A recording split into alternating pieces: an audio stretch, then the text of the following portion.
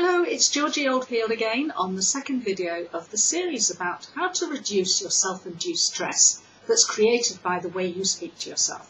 So in other words, changing your habitual thought patterns to actually produce more health-enhancing thought patterns.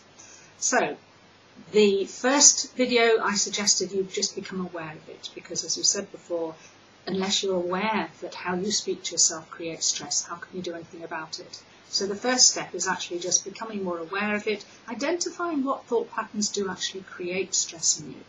So are you ruminating a lot? Are you being overly analytical, self-critical? Are you very, very conscientious, but that actually then creates you stress? It's just recognising when you're doing this and then considering whether there's actually a real need to continue or whether this is actually causing you stress. The next step of that is recognising the patterns. Okay, so identifying the patterns, whether that's the time of the day that you do this, the activities you're involved in, because then if you can nip it in the bud, then you're more likely to be able to be more successful in this. So the first step is actually looking at, let's say, when do you actually find that you most ruminate? Now, commonly this can be a time when you're not distracted by other things, so maybe you're not working, maybe you're not busy. So the typical times could be first thing in the morning when you're lying in bed. It could be at the end of the day, at the end of work, when you finally relax and there's no distraction from these thought patterns that then habitually begin to start up again.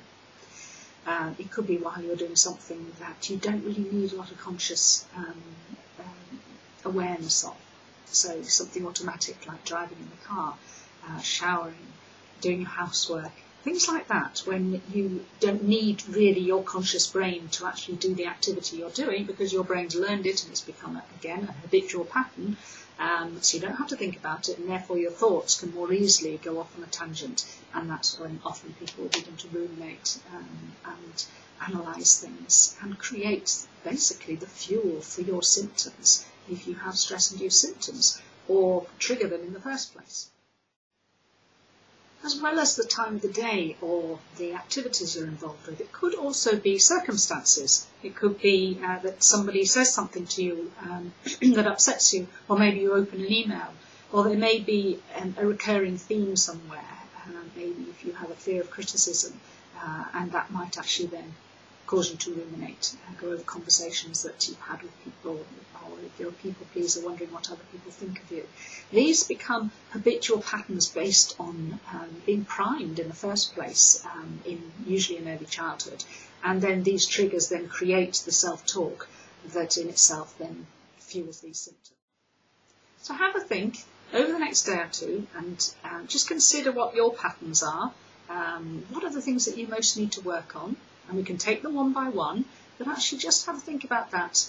Get a real pattern in your head as to what it is that then you're going to need to start changing. Okay, and we'll start looking into that in the next video.